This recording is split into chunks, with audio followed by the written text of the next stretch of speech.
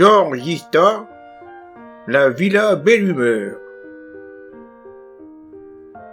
Monsieur et Madame Pic sont assis aux deux extrémités du salon de la Villa Belle Humeur à Bois-Colombes. C'est le propriétaire qui fit inscrire ce nom sur un des montants de la grille. Monsieur et Madame Pic ne sont que locataires. Les sourcils tragiquement froncés, monsieur a l'air de préméditer un assassinat. Les yeux blancs, un pli amer au coin de la bouche, madame semble hésiter entre divers modes de suicide. Silence absolu. Ne vous effrayez pas. C'est comme ça depuis 20 ans. Monsieur et madame Pic ne parlent jamais en tête à tête. Ils se rattrapent dès qu'il y a quelqu'un. Entre leur fille Angèle, toilette très soignée, mais qui s'efforce de paraître simple, des rubans à la main. Je suis prête. Je n'ai plus qu'à me nouer un ruban dans les cheveux. Lequel me conseillez-vous? Le blanc. Le rouge. Bon, je choisis le mauve, sinon nous n'en finirons pas. À quelle heure arrive le train? À 2h52. À 3h27. Décidément, mon mari devient tout à fait gâteux. Angèle, consulte l'indicateur. Ta mère est folle. Angèle, après avoir obéi. C'est à 3h13. Mon Dieu! Pourvu que j'ai le temps de nouer mon ruban avant qu'il n'arrive. Dépêche-toi, il devrait être ici déjà. Ne te presse pas, tu as tout le temps. Angèle se sauve. Privés de tout spectateur, les deux époux retombent aussitôt dans un silence farouche. Un quart d'heure se passe, coup de sonnette à la grille. C'est monsieur André. C'est le facteur. Angèle, en trouvant une porte. C'est lui! Je viens de regarder par la fenêtre. Pourvu que ton père n'ait pas envoyé la bonne au bureau de tabac. Je parie que ta mère a oublié de dire à la bonne qu'elle mette un tablier propre. Je la vois qui traverse le jardin pour aller ouvrir. Elle a un tablier propre. Je me sauve. Vous m'appellerez quand il sera temps. Elle disparaît. Nouveau silence. Puis la bonne introduit monsieur André. Il est en redingote, haut de forme et gants blancs. Il a l'air un peu moins joyeux et moins résolu que s'il marchait à la guillotine. Madame, monsieur, je suis, croyez bien. Madame Pic désignant une chaise. Bonjour mon ami, asseyez-vous donc. Monsieur Pic avançant un fauteuil. Soyez le bienvenu, jeune homme, et prenez ce siège. André regardant alternativement les deux sièges. Madame, monsieur, je suis, croyez bien. Madame Pic poussant sa chaise vers lui. Asseyez-vous, je vous prie. Sur cette chaise, vous êtes folle.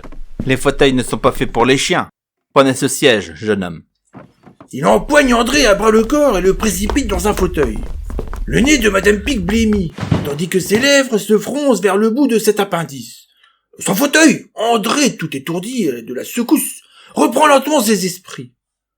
Madame, monsieur, depuis le jour bien heureux, où j'ai eu le bonheur bien heureux, j'ose le dire, de voir pour la première fois votre charmante fille. C'était chez l'oncle Bois-Robert. Chez mon vieil ami Pruneau, je m'y vois encore. Je vous demande pardon. Taisez-vous, vieille folle. Laissez donc parler monsieur André.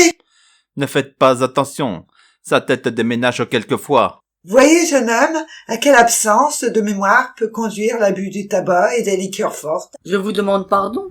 C'était à la noce de mon ami Gérard. Du moment que vous me prenez pour un imbécile, vous aussi. Je crois avoir entendu dire, jeune homme, que vous fumez également beaucoup. Méfiez-vous, hein. Rien n'est plus mauvais pour la mémoire. Madame, monsieur, je ne croyais pas. Je vous jure que je n'avais pas l'attention. Du reste, cela importe peu. Depuis le jour où j'ai eu le bonheur de voir votre aimable fille, où que ce soit. Madame Pic à son mari. Avez-vous bientôt fini de balancer ainsi votre pied? Vous savez bien que ça me donne le mal de mer. Monsieur Pic, qui balançait son pied d'une façon imperceptible, amplifie le mouvement jusqu'à porter sa pantoufle à 3 doigts de la moustache d'André. Continuez, jeune homme, et ne faites pas attention à ce que bougonne cette insupportable radoteuse. Je ne permettrai pas qu'en présence d'un étranger... Madame, monsieur, je vous en supplie, en des circonstances aussi solennelles. Je suis déjà très troublé, depuis que j'ai eu le bonheur de voir... Mais laissez donc parler monsieur André. Madame, pour la dernière fois, je vous ordonne de vous taire. Depuis que j'ai eu le bonheur. La pantoufle de Monsieur Pic, balancée avec une énergie croissante, quitte le pied qu'elle chaussait et va frapper André en pleine poitrine, interrompant son discours une fois de plus. Madame Pic, allant et venant comme une furie, Il insulte mon hôte. Il insulte le prétendant de ma fille. Il lui a donné un coup de pied. À Charenton, la douche. La douche, vous dis-je. Vous voyez bien qu'il devient fou furieux. Monsieur Pic se levant avec un geste de menace. Vous tairez-vous, vieille folle. Madame Pic empoignant un vase qui se trouve à la portée de sa main. À l'assassin. À l'assassin, ne me touchez pas. Ne me touchez pas, ou je vous envoie ceci en pleine figure. Vous en êtes capable. Vous serez trop heureuse de vous débarrasser de moi par un crime. Vous approchez pas. Abruti. Assassin. Alcoolique. Menteuse, calomniatrice. On jurerait sur mon âme que vous cherchez à faire rater le mariage de votre fille, comme vous avez fait manquer les 3 précédents. Vous osez dire? C'est vous seul qui mettez tous les prétendants en fuite. Vous avez menti.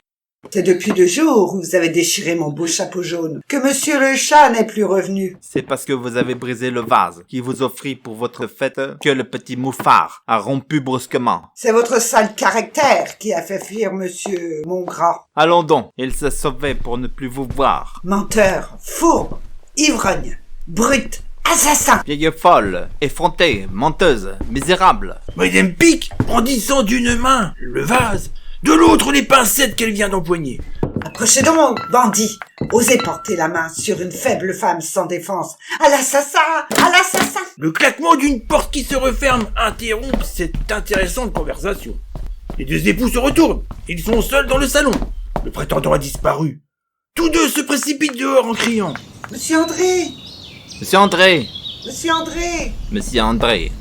Mais Monsieur André galope déjà dans le jardin, retenant à 2 mains son haut de forme, et piétinant sans pitié les plates-bandes fleuries. Malgré les cris qui le poursuivent, il atteint la grille sans se retourner.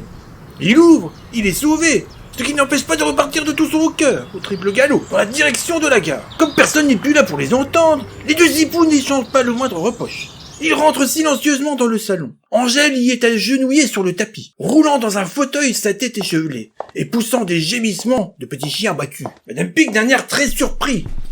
Qu'as-tu, ma pauvre fille? Monsieur Pic d'un ton stupéfait. Qu'est-ce qui te prend? Angèle, à travers ses sanglots. C'est le 4e mari que vous me faites manquer. Je l'aimais bien, moi, monsieur André.